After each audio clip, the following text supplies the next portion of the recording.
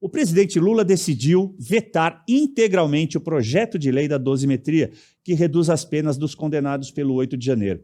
O veto, que já era dado como certo, guarde isso, desde a aprovação do texto no Congresso, foi anunciado por Lula justamente no evento que marcou os 3 anos dos atos de vandalismo em Brasília, que você acabou de ver no videozinho que eu trouxe para você. Lula falou, em seu discurso, Lula falou, a data pode ser considerada o dia da vitória da democracia brasileira. Só falta dizer que Alexandre de Moraes é o maior herói da resistência e da democracia, ou da resistência da própria democracia. Vamos ouvir esse trecho do discurso do Dilma desinelegibilizado.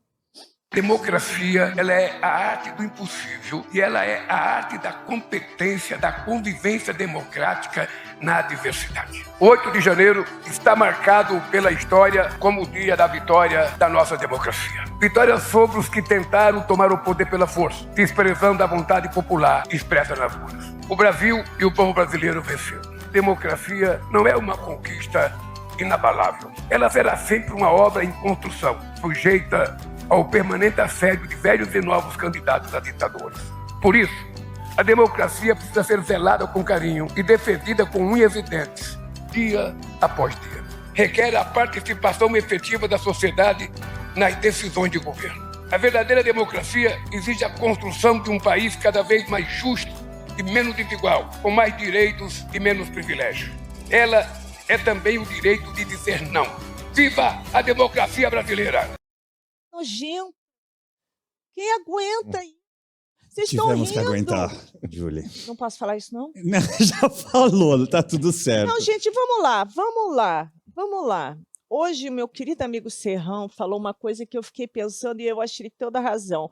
Você imagina se esse senhor intragável tivesse dado perdão para todas essas vítimas inocentes, porque são vítimas inocentes, tivesse feito nada dessa pataquada, ele ia virar o herói do Brasil, você está entendendo? Mas esse cara tem tanto ódio, ele tem tanta revolta, ele tem tanta raiva de quem ele não consegue comprar, que ele está querendo... Olha o que ele fez hoje. Gente, isso é... Você vê a filha do Clezão, você vê todo mundo que está sofrendo essa injustiça, e esse cara tem coragem de fazer uma pataquada dessa. Que democracia! Mas era esperado. E eu vou te provar que talvez o Serrão não esteja tão certo quanto todos nós pensávamos. O gesto de Lula, que vetou a dosimetria, é avaliado por aliados como passível de virar um novo motivo de desgaste entre o governo e o Congresso, em um momento no qual o petista busca fortalecer a relação com os parlamentares. Alguns desses aliados, de Lula inclusive, chegaram a aconselhar que o presidente não vetasse a dosimetria neste momento. Aliás, os presidentes da Câmara dos Deputados, Hugo Mota, e do Senado, Davi Alcolumbre, não participaram da chamada cerimônia em defesa da democracia. Essa ausência reforça o desgaste de Lula com o Legislativo. E aí, será que nós vamos ter outro tipo de ação logo na sequência? Com o veto de Lula à dosimetria, a cúpula do governo avalia que, caso o Congresso derrube o veto, o texto será motivo de disputa no STF. Aquela minha famosa frase. Quem poderia imaginar? Está no script.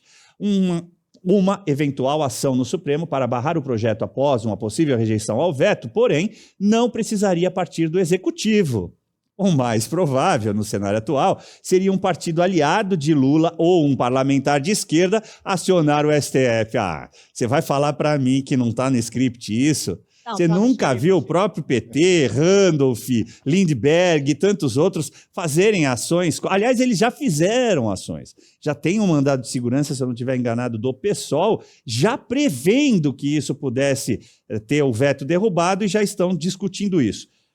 Eu vou expor a minha teoria para vocês dois e abro para os comentários.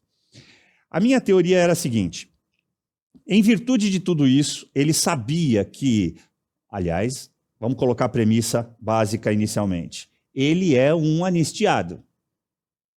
Estou me referindo ao próprio Lula. Ele é um anistiado, da anistia de 1979.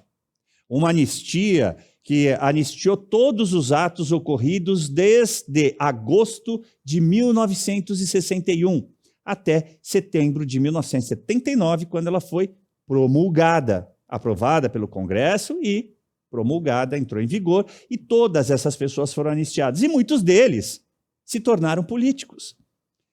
Quando eu digo que a teoria começa nisso, ou seja, o fato dessas pessoas, ao serem anistiadas, na cabeça dele que foi anistiado, é que elas ganhariam uma expressão. Como que você usou a questão do herói? O caminho do herói? Não, tem Jornada do herói. A jornada do herói. Essas pessoas anistiadas na cabeça dele e de vários aliados dele, é que essas pessoas anistiadas se tornariam pessoas que atrairiam muito voto para a direita. Por isso, ele não assinaria nenhum indulto e nenhuma graça. É minha concepção, é como eu estou lendo os fatos.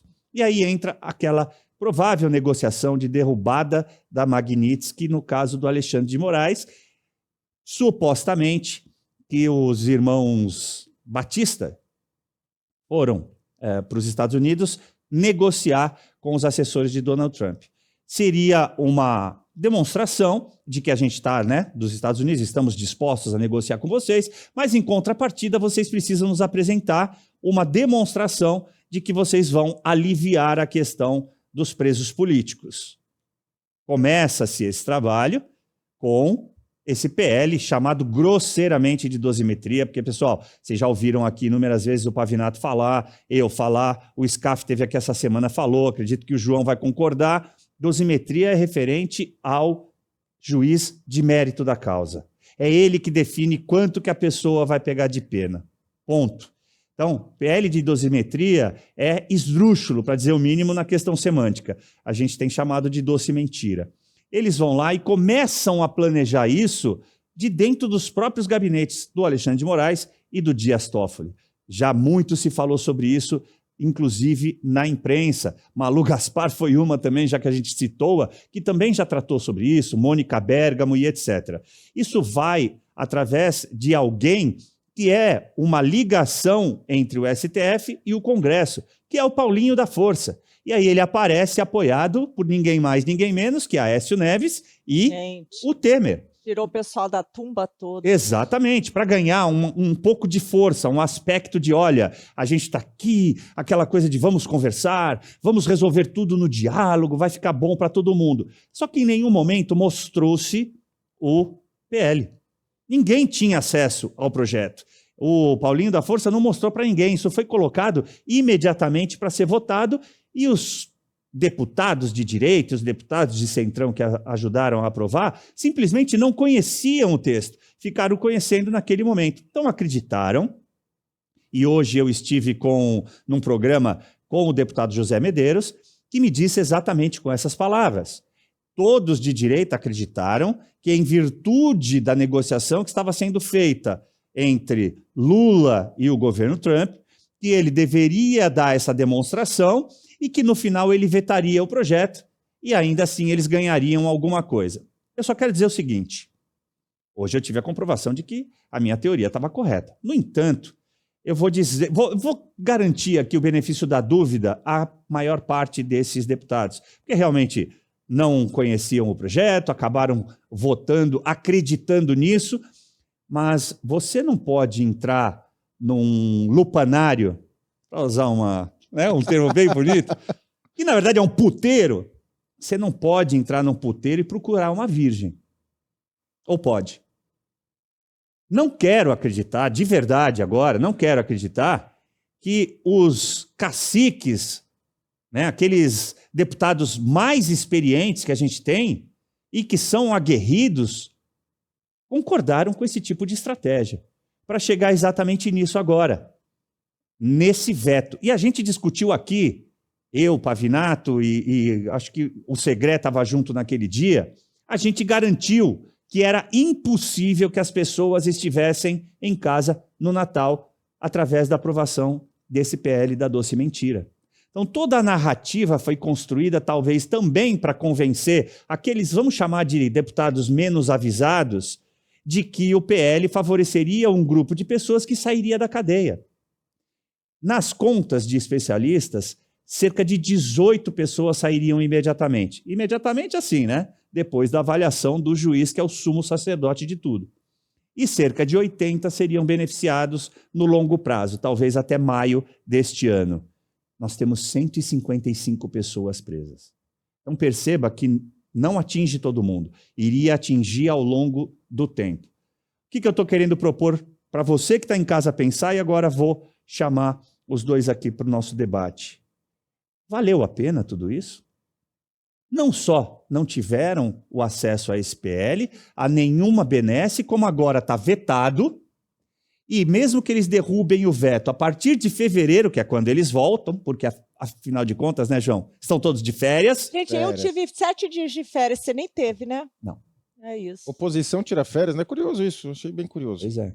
Como é que a gente resolve todo esse imbróglio? Você concorda agora com a minha visão, Júlio? Porque você ouviu o Serrão, você estava concordando com o Serrão, e agora eu te expus uma outra teoria que hoje foi apresentada por um dos deputados, que é do nosso lado, um cara aguerrido também, José Medeiros, e que me disse, olha, a gente acreditou no acordo que foi feito, vindo dos Estados Unidos, e queria crer que, então, ele vetando para nós seria melhor para depois derrubar o veto. Isso. Quer dizer, não faz sentido algum. Para que eu gastei energia para uma coisa sem efeito? Ai, ela vai chorar, João. Não, eu estou cansada. Você sabe que hoje eu fiquei muito comovida vendo a filha do Clezão. Uhum. Aí, tanto que eu pedi para fazer a homenagem que eu fiz do 8, né, de janeiro, eu pedi para me botar a minha foto com o Clezão, porque, enfim, qualquer filha que gosta do pai, gostava do pai, sabe o que é isso. O Clezão era muito mais jovem do que eu, e era a filha falando, são vidas, sabe, que a gente está tratando, são vidas, são seres humanos que tiveram suas vidas arrasadas por uma cambada. E aí a gente fica à mercê desse Congresso, desse Senado, e fica difícil, entendeu? Você conta na mão quem realmente está lutando por essa turma, inclusive esse pessoal que fica aí dando entrevista e tudo, né? Mas é muito triste. É muito triste, tem toda a razão. Pelo dia de hoje. João, eu quero te ouvir, dentro de tudo isso que eu abordei, né? Apresentando essa minha visão. Você vê que ela não consegue refutar diante daquilo que ela ouviu, já tinha ouvido do Serrão. Então, imagino que agora na tua cabeça está assim, pô, o que foi apresentado aqui parece fazer mais sentido do que o Serrão tinha imaginado. Principalmente, João, porque vai virar, de qualquer lado que a gente olhe, vai virar um mote político para a próxima eleição, a anistia. E depois de você eu vou falar dela. Eu concordo integralmente com o que você falou, não tinha pensado por esse aspecto. É por isso que você é um dos grandes analistas do Brasil. E documentou o 8 de janeiro, que isso é fundamental, que a direita não produz cultura, produz livros, precisa produzir, viu, direita? Precisa produzir. E faz total sentido, porque você imagina se houvesse anistia efetiva. Débora do Batom seria campeã de votos. Seria senadora, se quisesse. Ganharia exatamente. Qualquer eleição. Essa é a minha teoria. Não, perfeito, faz total sentido. Então, o sistema inventou essa tal dosimetria, que ninguém viu o texto. O Paulinho da Força, né, ressurgiu lá sei lá da onde, com o Temer, Aécio, falando... Né, e ele tem dificuldade até de falar o português claro, o Paulinho da Força.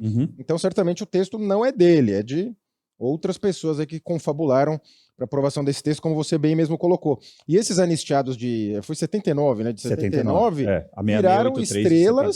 viraram estrelas e vivem disso até hoje, como você bem disse, viraram políticos, né? Presidente da República, tem cantor que jura que luta até hoje contra a ditadura, fazem filme até hoje sobre esse momento, eles estão enfrentando a tal da ditadura militar até hoje, né? Até hoje tá lá o tal do agente nada secreto, né, fazendo os seus filminhos, enfim. Mas só queria pegar um gancho naquele discurso do Lula que a gente passou. Ele sempre fala democracia, né? Tudo é democracia, democracia, democracia. Ele falou naquele vídeo, a democracia é a convivência com a diversidade. O Lula convive com a diversidade, ele mesmo já chegou a declarar que a diversidade para ele era o PSDB. Aqui a gente, né, tava tudo certo. Então ele detesta a diversidade, não suporta, ele taxa como fascista, nazista, trapezista, taxista, quem discorda dele, então ele não aceita a diversidade de modo nenhum. Até porque a gente sabe que ficou bem claro ali, né? Seria um golpe à distância, né? Um golpe AD, pessoas não tinham arma, não tinha um plano claro. Tinha ó, batom. O batom perigosíssimo. Água. E a Débora nem entrou, né? A Débora não chegou a entrar no prédio, né? Ela ficou do lado de fora. E não foi presa no dia, né, Não João? foi presa no dia. Tem aquela... o vídeo do Clezão, gente, que vem do trabalho, dá uma andada, dá o que senta, não faz nada, não quebra nada, não tá com ninguém, nem tava lá cedo. Golpe. Até eu, se estivesse andando por ali... Ia parar pra e ver. Visse, eu ia entrar igual o Clezão entrou. Claro. Você já viu? Eu tô entendendo nada. Ele senta, ele tá fazendo nada. Ele não tava lá no começo, nada. E ele tem mais um mataram dado ele.